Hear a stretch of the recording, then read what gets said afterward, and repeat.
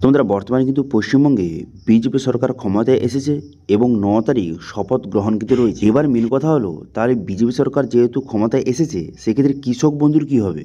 তাহলে কি কৃষক বন্ধু প্রকল্প সম্পূর্ণভাবে বন্ধ হয়ে যাবে? যদি কৃষক বন্ধু বন্ধ করে দেয়, সেক্ষেত্রে কৃষকদের তাহলে বিজেপি সরকার কত টাকা করে দেবে? এবং এই বিষয়ে প্রধানমন্ত্রী নরেন্দ্র মোদী কি বলেছে সেটাও কিন্তু জানিয়ে দেবো এই ভিডিওর মাধ্যমে। তিনি কি বলেছেন তার লাইভ ফুটেজও কিন্তু আপনাকে দেখে দেবো। সেই জন্য ভিডিওটা প্রথম থেকে শেষ পর্যন্ত অবশ্যই দেখবেন মনোযোগ সহকারে, এবং আমাদের চ্যানেলে প্রথমবার ভিজিট করে থাকলে আমাদের চ্যানেলটিকে সাবস্ক্রাইব করে রাখুন এবং পাশে থেকে বেল আইকনটিকে অবশ্যই প্রেস করে রাখুন। তো চলুন আজকে ভিডিওটা শুরু করা যাক। তো সর্বপ্রথম দেখে নিন যে এই বিষয়ে প্রধানমন্ত্রী কি বলেছে, সেটা প্রথম শুনে নিন, তারপরে পুরো বিষয়টা আপনাদের বুঝিয়ে বলছি। यहाँ बीजेपी की सरकार बनाई है, यहाँ के किसानों की परेशानी को कम करने के लिए हम दिन रात एक कर देंगे। हम मेहनत करने में कमी नहीं करके बंगाल की मंडियों से टीएमसी के सिंडिकेट को खदेड़ा जाए, ताकि आलू किसानों को, धान किसानों का शोषण बंद हो। आपके लिए बंगाल बीजेपी ने दो बहुत बड़ी घोषणाएं भी की है। बंगाल बीजेपी ने धान किसानों के लिए 3,100 रुपये का एमएसपी तय किया है। साथ ही पीएम किसान सम्मान निधि को 6,000 रुपये से बढ़ाकर 9,000 रुपये करने की भी घोषणा की है। তো বন্ধুরা, আপনারা নিজে কিন্তু শুনতে পেলেন যে বর্তমানে প্রধানমন্ত্রী বলল যে বর্তমানে কৃষকদের যে 6,000 টাকা করে দেওয়া হতো পিএম কিষানে, সেটা বাড়িয়ে কিন্তু 9,000 টাকা করে দেওয়া হবে। যদি বিজেপি সরকার ক্ষমতায় আসে, সেক্ষেত্রে পিএম কিষানে যে 6,000 টাকা করে আপনি পেতেন, ঠিক আছে, প্রতি বছর, সেটা কিন্তু বাড়িয়ে 9,000 টাকা কিন্তু করে দেওয়া হবে। এবার মেন কথা, অনেকের মনে কোশ্চেন, তাহলে পিএম কিষান যেহেতু টাকাটা বাড়ানো হচ্ছে, সেক্ষেত্রে যে কৃষক বন্ধু সেটাকে সম্পূর্ণভাবে বন্ধ করে দেওয়া হয়েছে বা বন্ধ করে দেওয়া হবে? কারণ দেখুন, কৃষক বন্ধু প্রকল্পটা এটা কিন্তু রাজ্য সরকারে মুখ্যমন্ত্রী কিন্তু চালু করেছিল, এটা কিন্তু প্রধানমন্ত্রীর প্রকল্প নয়। তো সেক্ষেত্রে এই প্রকল্পটা কী হবে?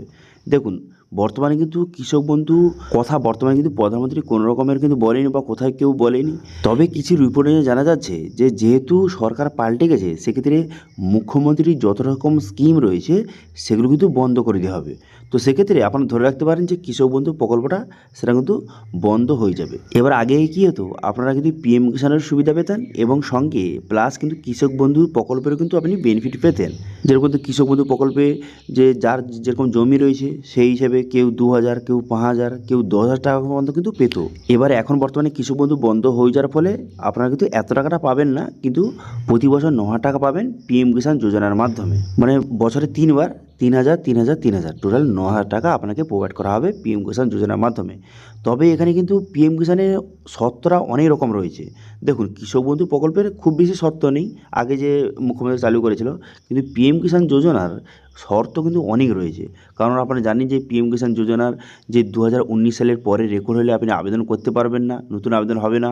এছাড়াও কিন্তু যে পরিবারে একজনই পাবে, ঠিক আছে, পরিবারে একজনই, অন্য কেউ কিন্তু পাবে না। কিন্তু তখন কী হতো, কৃষক বন্ধুর প্রকল্পের ক্ষেত্রে কী হতো, যে পরিবারে যার জমি রয়েছে সে কিন্তু টাকা পাবে, কিন্তু পিএম কিষাণে পরিবারে কিন্তু একজনই টাকা পায়। তো সেক্ষেত্রে সরকারের কাছে রিকোয়েস্ট থাকবে যে বর্তমানে পিএম কিষাণ এই শর্তগুলি একটু যাতে সহজ করা হয়, যাতে 2019 সালের পরে যারা রেকর্ড রয়েছে তারা যাতে আবেদন করতে পারে, অথবা পরিবারের একজন ছাড়া যার জমি থাকবে সে যেন আবেদন করতে পারে এবং সে যেন টাকা পায়। এগুলো যদি করে, সেক্ষেত্রে সবাই কিন্তু বেনিফিটটা পাবে আর কি। নাহলে মানুষদের কিন্তু অনেক লস হয়ে যাবে।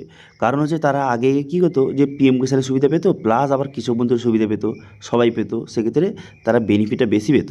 তো সেক্ষেত্রে এখন এবার পিএম কিষাণ যেহেতু টাকা বাড়ানো হয়েছে, সেক্ষেত্রে শর্তটা যদি একটু যে সহজ করা হয়, সেক্ষেত্রে সবাই আবেদন করতে পারবে। যে 2019 সালের পরে যাদের রেকর্ড রয়েছে তারাও আবেদন করতে পারবে, এবং যে পরিবারে যে একজন যাদের কিন্তু জমি রয়েছে, পরিবারে যে 2জন 3জনের জমি থাকে, সবাই যাতে টাকা পায়, সেক্ষেত্রে এই নিয়মগুলি একটু সহজ করলে তাহলে সবাই কিন্তু বেনিফিট পেতে পারবে। ঠিক আছে, এবার এই বিষয়ে আপনাদের কী মতামত অবশ্যই কিন্তু কমেন্ট করে জানাবেন, এবং আজকে ভিডিও ভালো লাগলে ভিডিওকে লাইক করে দেবেন এবং ভিডিও কিন্তু বন্ধুদের সঙ্গে শেয়ার করে দেবেন, এবং আমাদের চ্যানেলে প্রথমবার ভিজিট করে থাকলে আমাদের চ্যানেলটিকে সাবস্ক্রাইব করে রাখুন এবং পাশে থেকে বেল আইকনটিকে অবশ্যই প্রেস করে রাখুন। আজকে ভিডিওটা এই পর্যন্ত, দেখা আছে নেক্সট ভিডিওতে। Thank you.